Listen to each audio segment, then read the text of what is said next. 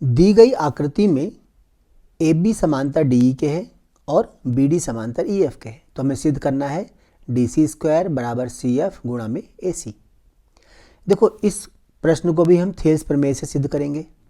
Thales प्रमेय हम पहले भी एक बार डिस्कस कर चुके हैं कि किसी भी त्रिभुज में, मान लो त्रिभुज ए बी सी है, एक भुजा के समांतर माना बी सी के समांतर एक रेखा डी खींचते हैं, तो इसकी अन्य दो भुजाएं, जैसे यहाँ पे ए बी दिया हुआ है और ए सी दिया हुआ है, इनको समानुपात में डिवाइड करती है, समानुपात में विभाजित करती है। मतलब ए बी बटे में बी डी बराबर ए सी ए ई बटे में सी ई।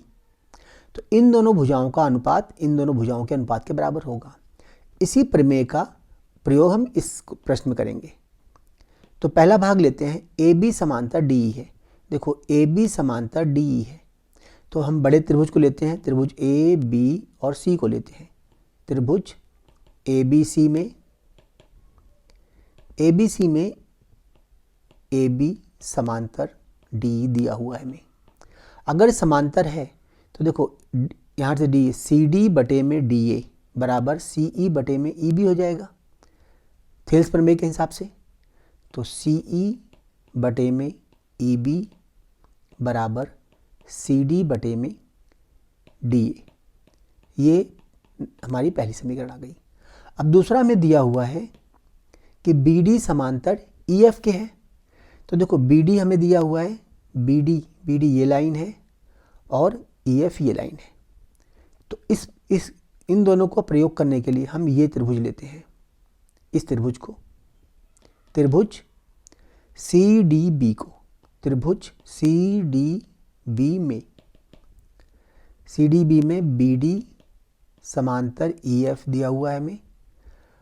थेल्स प्रमेय से सी एफ बटे में एफ डी, सी एफ बटे में एफ डी बराबर सी ई बटे में ई बी, ये आ गया। ये समीकरण नंबर 2 आ गई। समीकरण नंबर 1 और 2, समीकरण 1 और 2 को अगर देखें हम, तो देखो सी ई बटे में ई बी यहाँ भी है, सी ई बटे में ई बी यहाँ भी है। तो 1 और 2 की अगर तुलना करते हैं तो ये भाग इसके बराबर हो जाएगा, अर्थात 1 व 2 से सी डी बराबर सी डी बटे में डी ए बराबर सी एफ बटे में एफ डी आ जाएगा।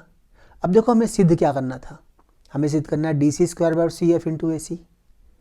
देखो C F C D square, या सी डी तो आ रहा है हमारे प्रश्न में, और सी एफ और ए सी में से सिर्फ सी एफ आ रहा है, इन दोनों की हमें ज़रूरत नहीं है। तो इन दोनों को हम उसमें बदल देंगे जिसमें कि हमें ज़रूरत है। अगर हम त्रिभुज को देखें, त्रिभुज में डी ए, देखो डी ए ये भाग है, डी ए को लिख सकते हैं हम सी ए माइनस सी डी, और तो इसे हम इसे इस तरह लिख सकते हैं सी डी बटे में सी ए माइनस सी डी, क्योंकि देखो हमें डी ए की ज़रूरत नहीं है तो डी ए को ब्रेक कर दिया हमने सी ए माइनस सी डी में। और ऐसे ही सी एफ की ज़रूरत थी लेकिन एफ डी की ज़रूरत नहीं है। तो देखो एफ डी ये है हमारे पास, एफ डी को लिख सकते हैं हम C D minus C F, C D minus C F. इसमें जितने भी भाग हैं सबकी हमें ज़रूरत है प्रश्न में देखो यही सारे भाग आ रहे हैं, सिर्फ इनका क्रम आगे पीछे करना है। अब इसको हल करते हैं, अगर हम इसको हल करते हैं, इस सी डी से इन दोनों को गुणा किया तो ये आएगा सी डी का वर्ग माइनस सी एफ गुणा में सी डी बराबर, इस सी एफ से अगर इन दोनों गुणा करते हैं हम तो सी ए गुणा में C F minus C D गुणा में सी एफ। देखो सी डी गुणा सी एफ कट जाएंगे, ये बचेगा हमारे पास सी डी स्क्वायर और उधर आ जाएगा सी ए गुणा में सी एफ। और यही हमें सिद्ध करना था प्रश्न में। सी डी स्क्वायर मतलब डी सी स्क्वायर बराबर सी एफ गुणा में ए सी, सी ए और ए सी एक ही बात है, तो सी एफ गुणा में ए सी आ गया। तो इस तरह से ये सिद्ध हो जाएगा। किसी भी प्रश्न को इस तरह हल करते हैं अगर हम, हल करने के बाद मान लो आखिरी जो समीकरण आता है, जैसे ये समीकरण आया था, इसमें वो चीज़ें नहीं हैं जो हमें समीकरण में सिद्ध करनी थी।